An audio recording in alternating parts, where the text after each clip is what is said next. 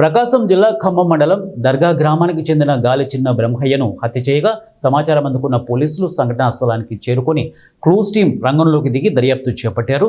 ఇదిలా ఉంటే మృతుని బంధువులు సంఘటనా స్థలంలో ఓ మొబైల్ దొరికిందని అది చూపించడానికి ఎందుకు కాకమ్మ కబుర్లు చెబుతున్నారంటూ అక్కడ బైఠాయించారు.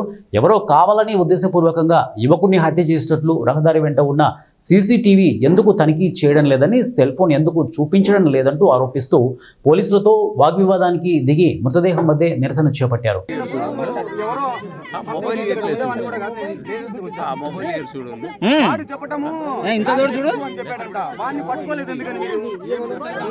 తెలుసు చంపినోడెవరో నాకు తెలుసు అన్నాడు.